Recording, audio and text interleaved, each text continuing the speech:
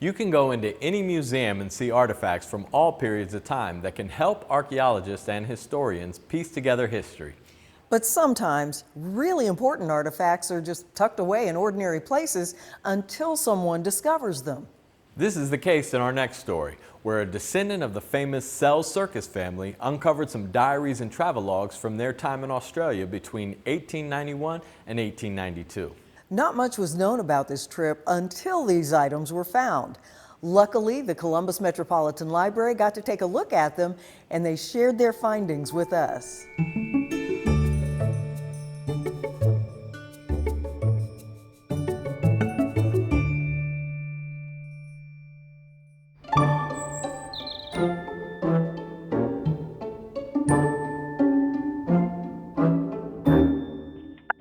Hi Don, how you doing today?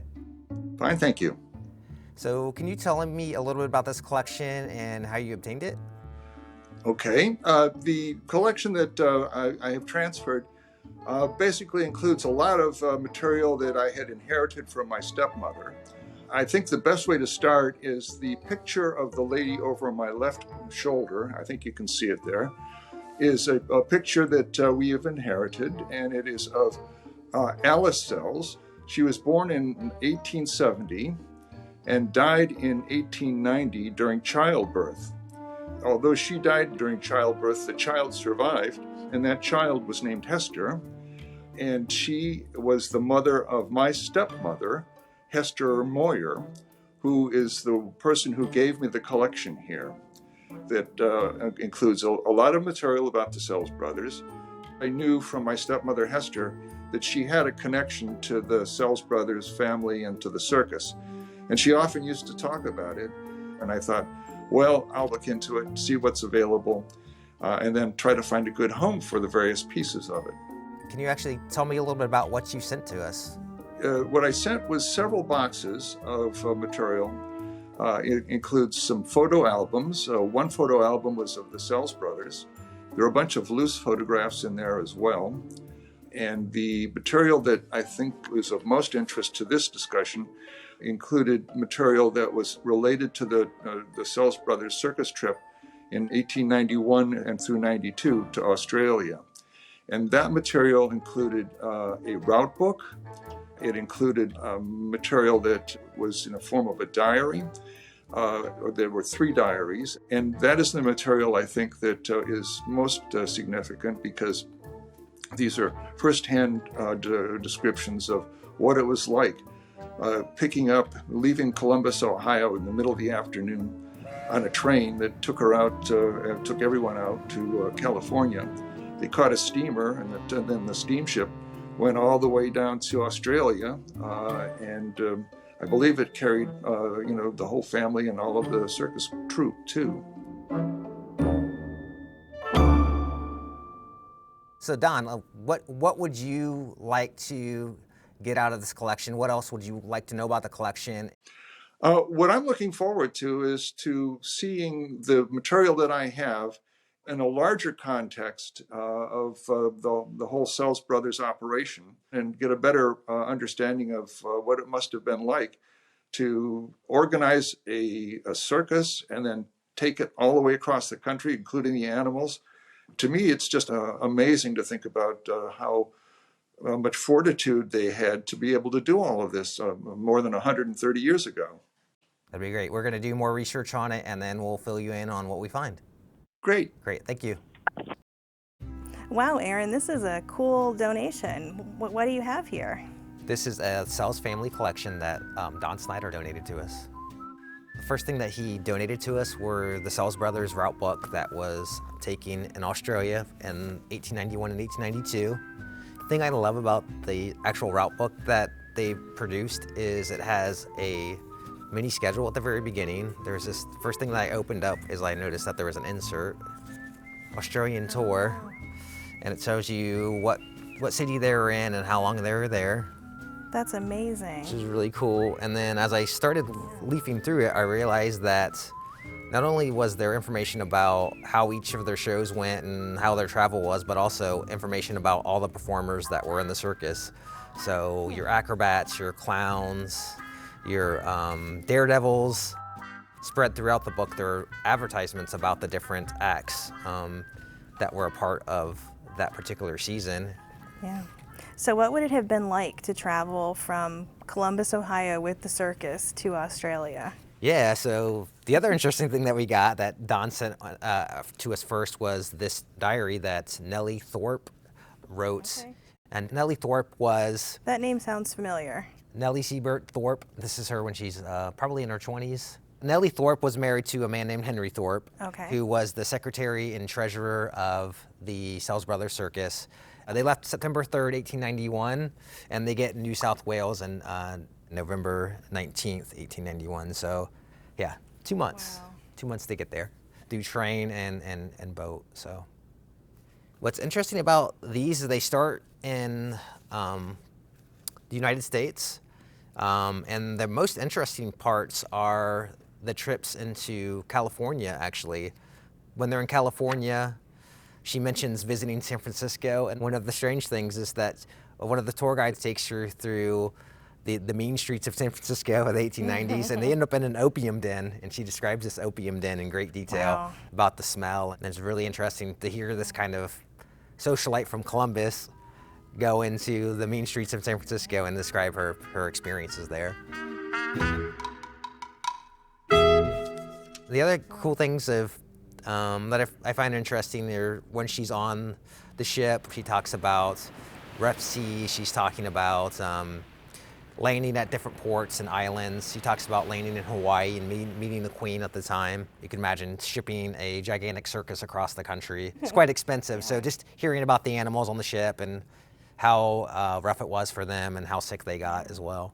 So Aaron, can you tell us more about the tour? How many stops did they do in Australia? They stopped at about 50 different locations, and Wow. every time they had to pull up stakes and reset up. A lot of the diaries talk about that, is how much is involved in that. So a lot of it is talking about how some of these used to be big towns, and when they get there, they're old mining towns that are empty now. So the showing's not great because it used to be 25,000 people, now there's only 3,000 people in the town.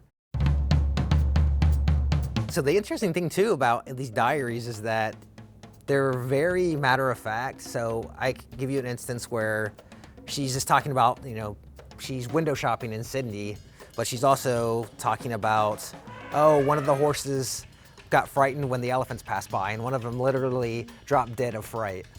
And it just acts like it's a normal thing that elephants are like a part of your everyday life, and that horses are dropping dead, and rattlesnakes are biting the tall men in the desert, and it's very strange, this dichotomy between normal life and then the circus life, and she just acts like it's a normal thing. Yeah, I also found it interesting, and they decided to go to Australia when it's the hottest part of the year. So our winter being their summer, so they're there in November and December, and she always talks about it's so hot, it's so dry. It seems like there's always a heat wave that they're dealing with. You can definitely tell this person has money, they're from the upper class, but it doesn't sound like a particularly easy trip. What's the photo album up here? Are these pictures of the actual performers? Yeah, so I think this is Don's side of the family, the Moyers, but I think there's some acrobats in his family as well. So I saw here there's acrobats. And then this is mainly the Sells Brothers family here, and most of these people are Columbus residents.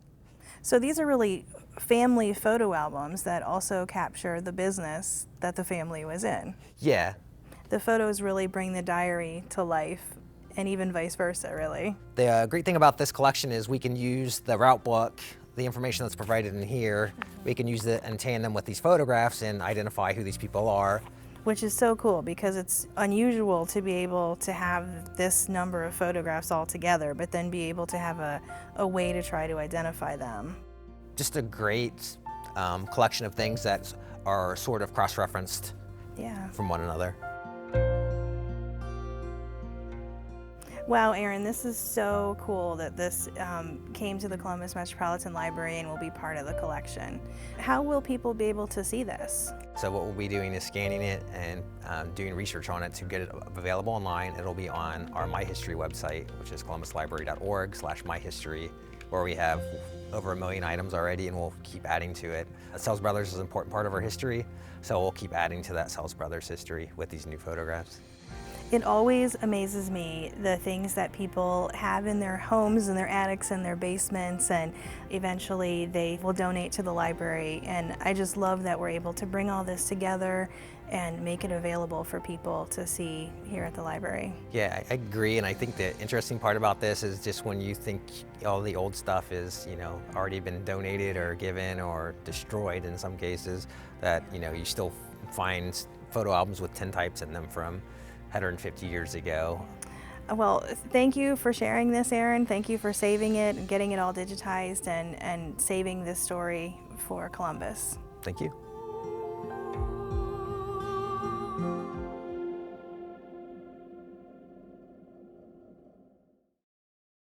Just about every city or small town has at least a few beautiful old houses that have unique stories. And Javier, it kind of reminds me of that saying, if these walls could talk. That's a great saying, Charlene. And today you're in luck because we are going to visit one of those big old beautiful houses in Granville. Architectural historian Jeff Darby toured Brindoo Mansion to learn more about its history.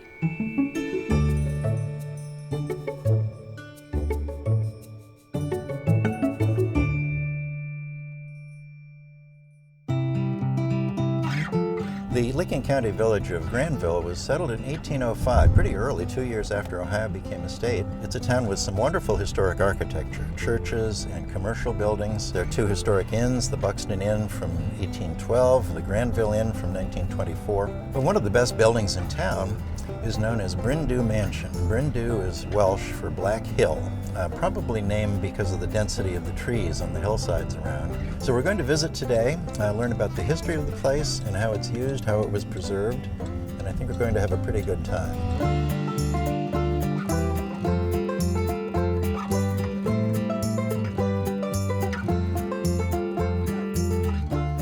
Hello, welcome. Hello, Bruce. Thank you. How are you? Welcome to Brindoo. Thanks so much. Every time I come to town and drive by here, it's such a wonderful place. We love it too. Tell me a little about the story. Well, it's an interesting story. An Italianate structure was built here in 1865.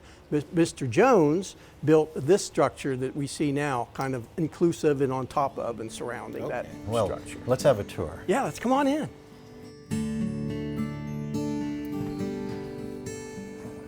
Oh, nice hallway. Thank you. Isn't it beautiful? Oh, and an even better room. Oh my Well, gosh, look this at was this. the Jones family living room. Look at the trim, the detail, the ornamental ceiling, the woodwork. What a great space. 2 fireplaces.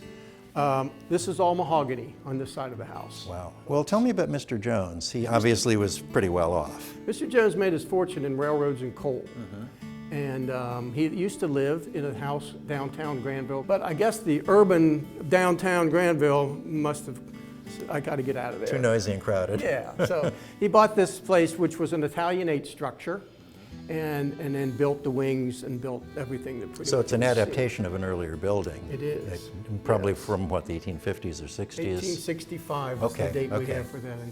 The ceiling is incredible in here, you notice. Well, it's molded plaster, isn't They it? call it an Adams ceiling.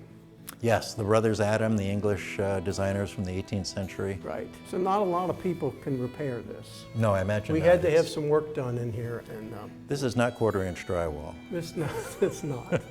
Well, I'm sure there's more. Oh, yeah. Shall we continue the Let's tour? see the rest of the house.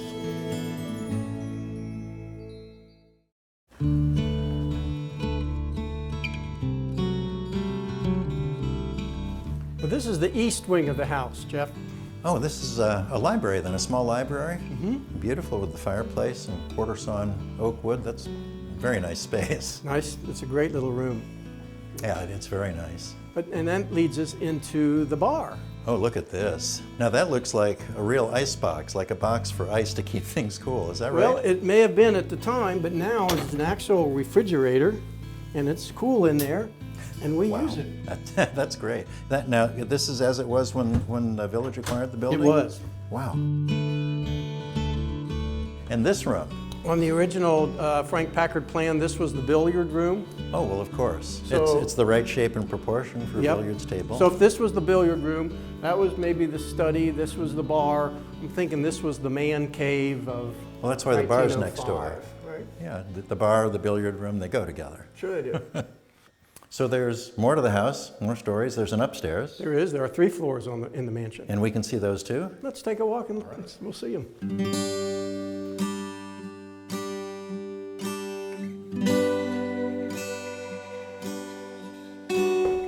Now we're going to the 3rd floor.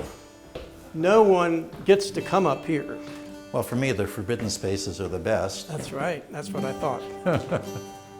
Come on in. These were all bedrooms, probably. Oh, sure. Yeah, you can see with the fireplaces and so on. Up here, there was a bathroom that would service 2 bedrooms, and then a bathroom that would service 2 bedrooms, and then a big kind of an open space. When did the Jones family leave the property, and how did it end up in village ownership? The Jones family left, Sally left in the mid to late 70s. A guy purchased it. I think he put a restaurant in here for a while. I remember that, yes. And then a company called Quest bought it. Quest was a curriculum writing company. This was their world headquarters. Wow. They were in here for 10 years or so. Okay. They sold it to Dave Longaberger, Oh, the basket guy. a basket guy, but 4 years later he died. Right, I remember when that It happened. sat empty until 2003, and the village of Granville said, we can't let this go away. It's a heck of a resource. Yeah, so they bought it. They developed a 501c3 nonprofit corporation to operate it. It tied very closely in with the village. And so all the money that comes in through various ways stays here, and our mission is to keep it happening, keep it viable. So do you have plans for the spaces here on the 3rd floor? There are several rooms. Not specifically, we're still working through that. So they're sort of banked for future use. Yeah. But I know the 2nd floor, you have done some work. We have. I think your offices are there. Can we take a look at that level Let's as go well? down to 2. Okay.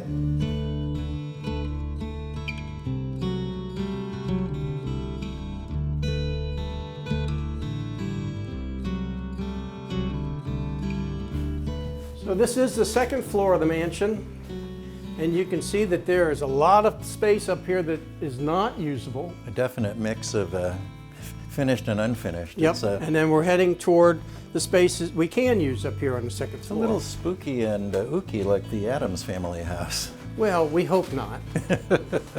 Oh, look at this. I mean, what a room this is. Now, Isn't that the great? shelving here, the bookshelves, are these are pictures of things that you do here, weddings and that sort of thing? Yes, we do. We do a lot of community things. We do weddings and family gatherings, things like that that help sustain us. So go through the sorts of things you do here, how the Well, house serves. in the springtime, we have our Granville Garden Club Daffodil Show, flowers everywhere. In March, we have our art show. The entire 1st floor is filled with art from not only all over the state, but there are all over the country. In the summertime, of course, on our great lawn is polo, which is fun. Behind us, we have our art center. So we do art classes, kids through adults and everything in between, all different mediums. So we try to be educational, cultural, and recreational, all of those things on the 52 acres. Well, what a great chance this has been to learn about Brindoo and how it's developed over time once the village acquired it and how you use it today. I really appreciate the opportunity. Thank you for coming. Thank you.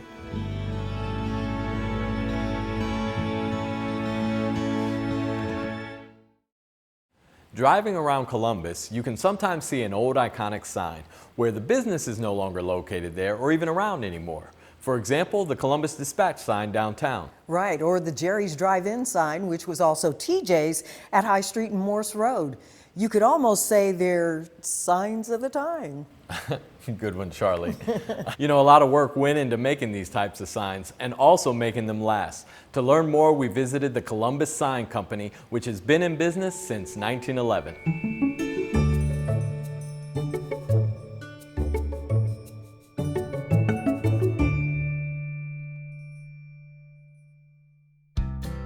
My grandfather started out as a person that hand lettered and did gold leaf work. Nowadays, everybody understands fonts, and everybody has fonts on their computers. It wasn't that way in the old days. In fact, there were very few fonts or descriptions. It was either serifed or sans serifed. I work with Mike and Bill's grandpa, Art, and I would go with him and he carries a little black box and we would go downtown and hand letter doors. Gold leaf, glass backwards, forward gold, and I've been here 54 years. I love it. Obviously it was big banners going somewhere. Banners were a big part. This location was on State Street, close to Front Street. Over the years, we had a big, tall projecting sign there, and then it changed to a smaller one. What we're looking at here is the location at 320 East Main Street. Back in the 30s and the 40s, neon was very prevalent. And at our shop on East Main Street, in the back part of that shop was a big neon shop. And the process of neon and you actually blow into the tube and heat the tube, and it's quite an artistic form. But that neon was just so spectacular and so bright, and for the customer wanting to get his name out and wanting it to show, it was a big competition.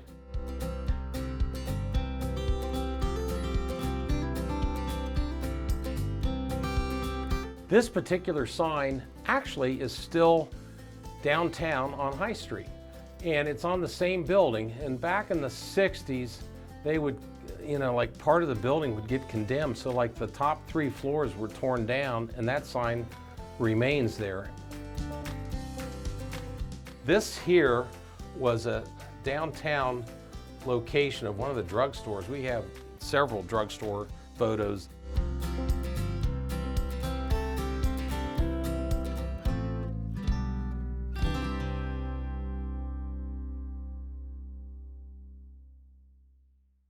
This particular one was a furrier. Back then, the minks were a big deal, and this particular customer just wanted to really, have something stand out. I don't think anybody had a grizzly bear made into a coat or anything like that. This one here was Beacon Auto Insurance, and a lot of the signs were projecting signs. Projecting signs came out, as the traffic goes both ways, you can really see it. Reeb's, which was a famous restaurant on the east side, this was the original sign we put up, and then later on we added the shaft part of it, and that was probably back in the mid-40s. Ohio and Livingston Avenue. At Port Columbus in its early days, when it was very small, they had a place called the Dobbs House. So my grandfather and my dad actually lettered the glass that's in there. It's all gold leaf. We did an awful lot of work for Nationwide Beauty Fashion. They had a bunch of different locations. Seneca Hotel was right there. But if we all remember the great storm of 1978, this was the Golden Jubilee for Ohio Theater. It was it was its 50th year. So we made all these logos. Fortunately, Columbus Sign Company did not install them. This was put up maybe weeks before this occurred. Clive David, the manager at the Ohio Theater or whatever, calls Mike up right when this storm's going through, and he goes, "They're flying through the air like missiles. They're going through windows." And we're going, whoa. This one here is at Broad and High. The original hotel that was there was the Daschler Hilton. And then there's our uncle, Bob Hoy, my dad's brother, was the inventor of a process called vacuforming, which actually took plastic and took molds and actually created faces from there.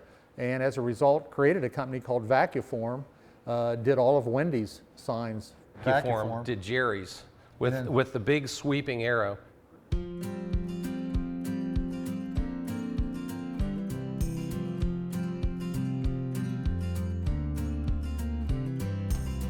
When Ameriflora was here, we did all the signage that you would see at Ameriflora. We did Santa Land at Lazarus. We actually formed what looked like concrete, used a special process to go through there, and so the kids would walk through there like they're going through a tunnel. We worked on the Ohio Theater. It's one of my favorite places. We did the marquee, took it all apart. It was all rusted, put new steel back in it, and the changeable letters like Judy Garland and all the famous people would come. They lost the fonts. So we actually made the fonts and had them pressed. A lot of people would throw their hands up, "Oh, well, you can't buy that no more. We make it." When the Southern Theater came back, we were charged with creating a replica of what the old sign looked like. And Mike worked with them on the Drexel Theater and reworked all the facade on that. Done the Palace, we've done the Lincoln Theaters. Up at the zoo, we've done a number of things. We did Water's Edge. In the reptile house, we created a skeleton of a snake that you actually walk through when you go through there. And we've had the opportunity, of course, to work with Ohio State University over the years. Mike started working with our dad to actually grid out the end zones.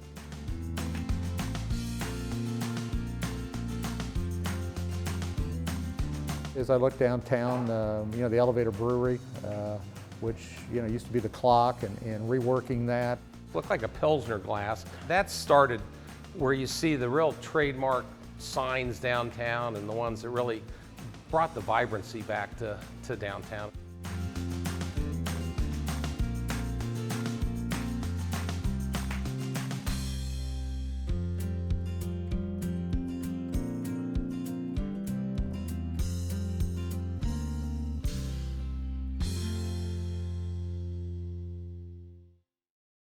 Thanks for being with us, and remember, you can catch all of our episodes on columbusneighborhoods.org.